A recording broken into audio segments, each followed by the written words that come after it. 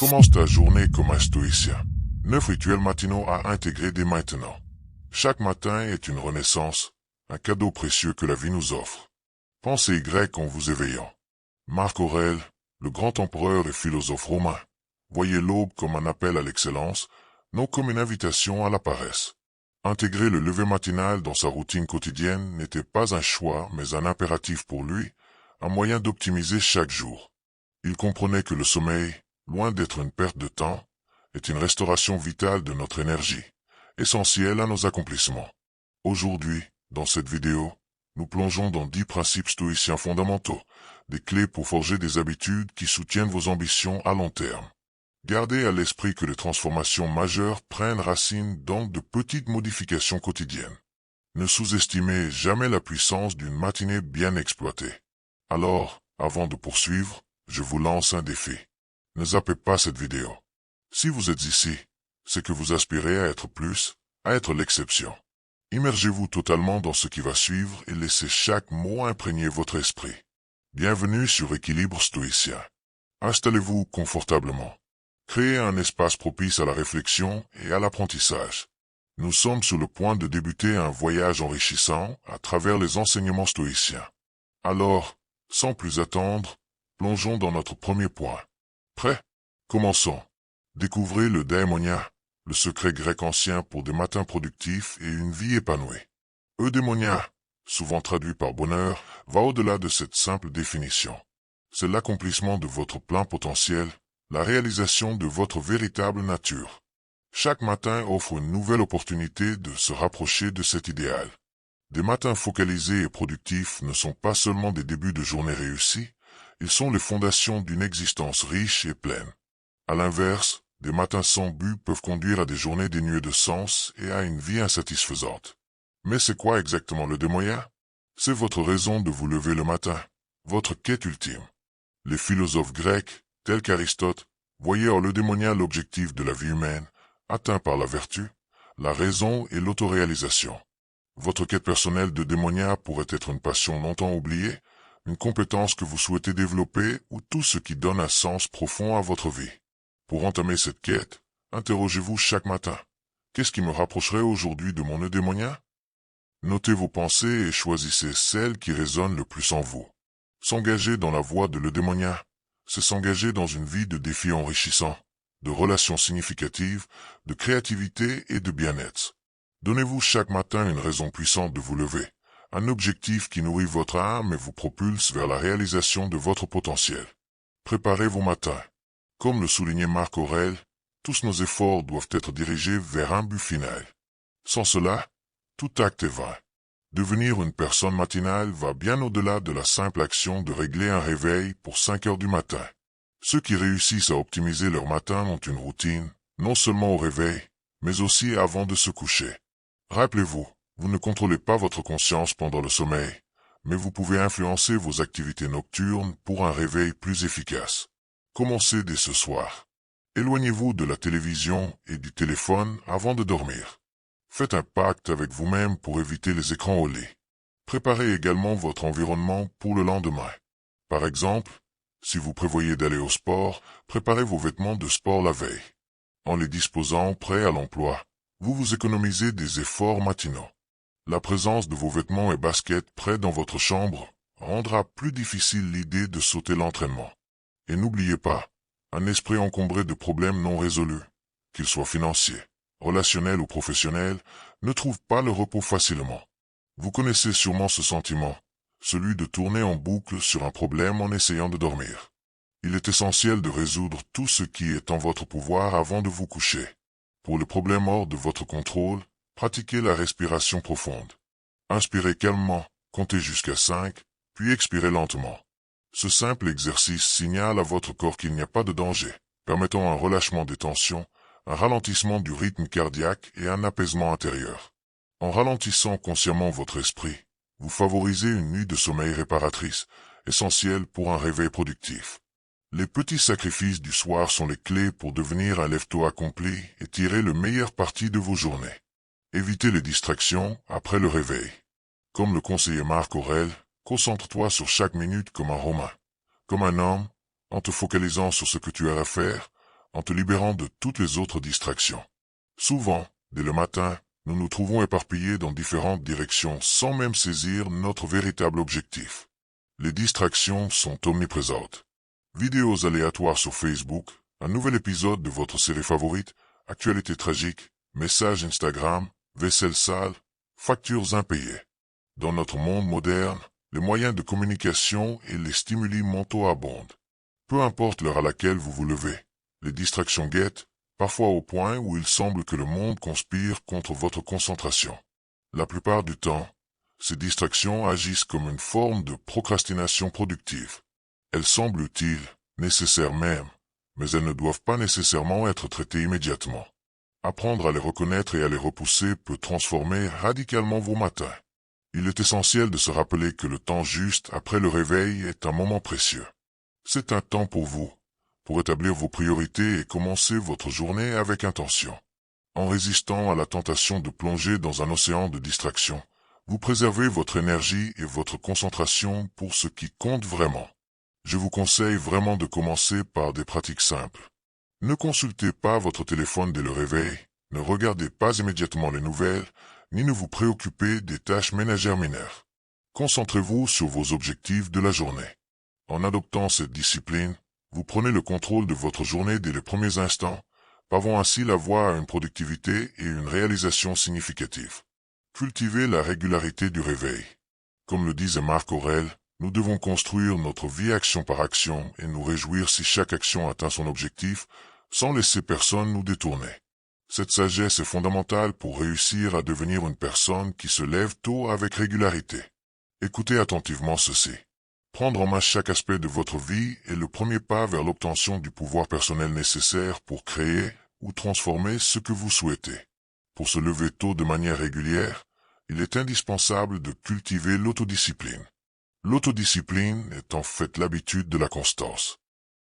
Il faut se motiver à répéter une action jusqu'à ce qu'elle devienne naturelle, et c'est en voyant les résultats de cette répétition que vous serez encouragé à continuer. Les 30 premiers jours de mise en place d'une nouvelle routine matinale sont cruciaux. Cette période peut être divisée en 3 phases de 10 jours. Chaque phase présente ses propres défis émotionnels et barrières mentales pour maintenir la nouvelle habitude. Les 10 premiers jours sont souvent les plus durs. L'envie d'abandonner peut être forte, en particulier quand il s'agit de se lever tôt. Des pensées comme « je suis trop fatigué »,« j'ai besoin de plus de sommeil » ou la tentation de remettre l'alarme à plus tard sont communes. Il est important de se rappeler que cette période difficile est seulement temporaire. Ensuite, il y a la deuxième phase, qui va du 11e au 20e jour, bien que toujours inconfortable, devient plus facile à gérer. Vous commencez à vous habituer à votre nouvelle routine et à en percevoir les avantages. Votre confiance s'accroît et vous commencez à associer positivement les bienfaits de vous lever tôt. La troisième phase est celle de la transformation réelle. Votre perception change de « je ne suis pas une personne du matin », je suis une personne du matin. Au lieu de redouter le réveil, vous commencez à vous réjouir à l'idée de commencer une nouvelle journée, car vous avez réussi à le faire pendant plus de 20 jours consécutifs. Vous ressentez enfin les bénéfices de cette habitude. Ce processus est conçu pour intégrer l'habitude de se lever tôt dans votre identité. Une fois que vous vous identifiez à cette nouvelle manière de vivre, il devient plus facile d'agir de cette façon. Prenez les choses avec facilité. Comme Marc Aurèle nous le rappelle. Portez attention à l'instant présent et demandez-vous pourquoi cela vous semble-t-il insupportable. Pourquoi ne puis-je pas endurer cela? Si cette question vous met mal à l'aise, c'est probablement parce que notre cerveau tend naturellement à privilégier la gratification instantanée, favorisant ainsi les récompenses à court terme au détriment des avantages à long terme. C'est la raison pour laquelle 95% des gens abandonnent leur routine d'exercice dans les 10 premiers jours. Ils ne réalisent pas que la difficulté ressentie au début de toute nouvelle habitude est temporaire. Beaucoup se disent « si c'est si douloureux, alors ce n'est pas la peine ». En particulier lorsqu'il s'agit de se lever tôt. Si nous ratons un matin, nous nous promettons de recommencer le lundi suivant ou le mois prochain. Cependant, il est essentiel de comprendre que c'est notre capacité à persévérer qui forge notre discipline et notre force. La vie est imprévisible et nous contrôlons peu de choses dans notre existence. Ce que nous pouvons maîtriser, c'est ce que nous faisons de nos journées. Chaque nouveau jour est un cadeau, une opportunité de devenir une meilleure version de nous-mêmes. Alors, si vous vous êtes réveillé tard aujourd'hui, pardonnez-vous et décidez de vous lever tôt dès demain.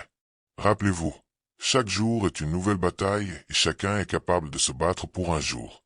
Pratiquez la discipline dans les petites choses. Marc Aurèle nous enseigne que nous devons nous discipliner dans les petites choses pour ensuite progresser vers des tâches de plus grande envergure. Si vous avez mal à la tête, entraînez-vous à ne pas vous plaindre. Ne maudissez pas chaque fois que vous avez une douleur. Vous pouvez exprimer votre inconfort, mais ne laissez pas vos plaintes envahir tout votre être. Le terme discipline vient du mot latin disciplina qui signifie enseignement ou instruction. Pratiquer la discipline dans les petites choses, c'est se façonner constamment, forger sa résilience mentale. Un exemple simple est de placer votre réveil loin de votre lit. Cela vous force à vous lever, à mettre votre corps en mouvement, et le mouvement génère de l'énergie. Lorsque vous vous levez pour éteindre l'alarme, vous êtes déjà debout, ce qui vous aide naturellement à rester éveillé. Évitez de remettre l'alarme à plus tard. Pensée Y. Appuyer sur le bouton snooze revient à dire « Je déteste me réveiller le matin, donc je vais le faire plusieurs fois ». Si votre réveil est éloigné, vous devez sortir du lit pour l'éteindre. Une fois debout, restez éveillé. Ne laissez pas votre esprit vous convaincre de retourner au lit. Il n'y a qu'une seule option, quitter la chambre. Une autre pratique simple, mais efficace, est de faire votre lit chaque matin. En accomplissant cette première tâche du jour, vous ressentez un petit sentiment de fierté et de motivation pour en accomplir d'autres. Cela renforce l'idée que les petites choses sont importantes. Si vous ne pouvez pas gérer correctement les petites tâches, il vous sera difficile de vous attaquer aux grandes. Associez-vous à un complice de motivation. Pour atteindre votre objectif de vous lever tôt, il est essentiel de s'associer à une personne qui vous soutient et vous motive. Cette collaboration est cruciale car l'une des compétences les plus importantes dans la réalisation de nos objectifs est la capacité de rester engagé et motivé. Votre complice de motivation pourrait être un ami, un membre de la famille ou un collègue qui a déjà réussi dans l'objectif que vous poursuivez. Cette personne agit comme un pilier de soutien, vous encourageant et vous rappelant vos engagements, surtout lorsque votre détermination faiblit. L'avantage d'avoir une telle personne à vos côtés est indéniable. Cette relation crée un environnement de soutien mutuel où chacun tire inspiration et motivation de la réussite de l'autre. Ce soutien rend des défis individuels comme se lever tôt plus accessibles et gratifiants. Lorsque vous choisissez votre complice de motivation, il est important de trouver quelqu'un qui comprend et partage vos objectifs et qui est prêt à vous soutenir de façon constructive. Ce partenariat devrait être fondé sur le respect mutuel et l'encouragement, renforçant ainsi l'importance de votre engagement commun. Avec un tel soutien, vous aurez plus de chances de surmonter les difficultés et de rester fidèle à votre but de vous lever tôt.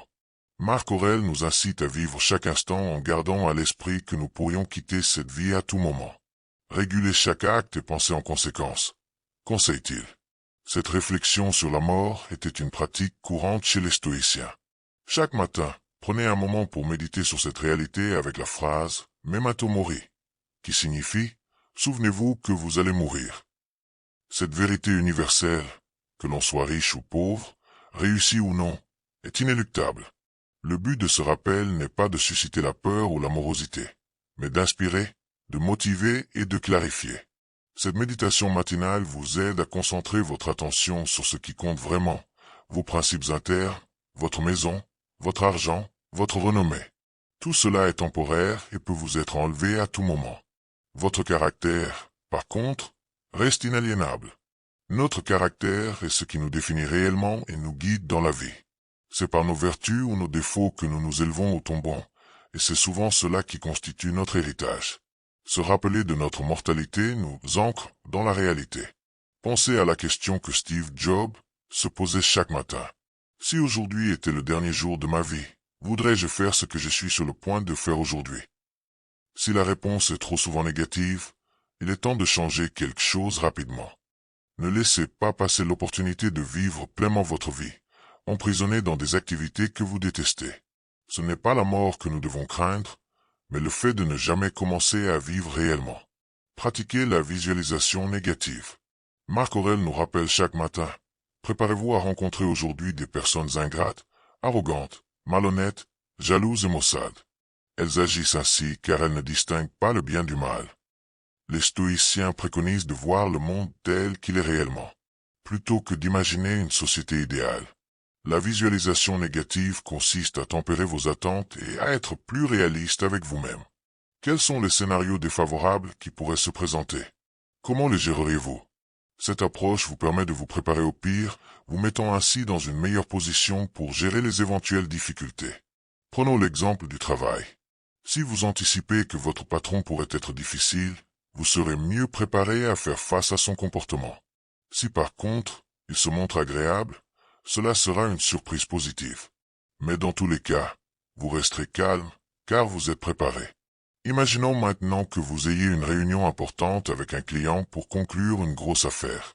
En visualisant au préalable les problèmes potentiels, comme le trac ou des questions difficiles de la part du client, vous vous préparez mentalement à rester serein et maître de vos émotions, augmentant ainsi vos chances de réussite.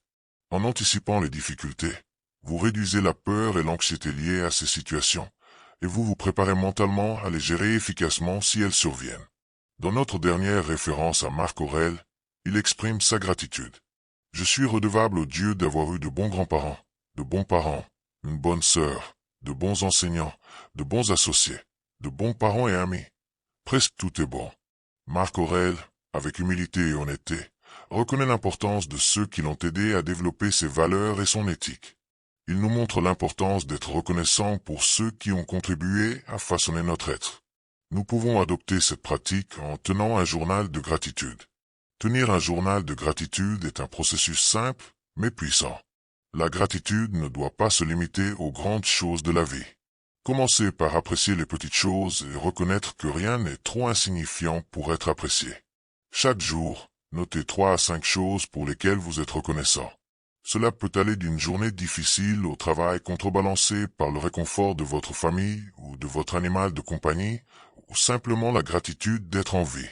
Pratiquer la gratitude avant de vous endormir contribue non seulement à une meilleure qualité de sommeil, mais vous prépare aussi à vous lever le lendemain avec une perspective positive. Rappelez-vous, votre première pensée le matin est souvent influencée par votre dernière pensée avant de dormir.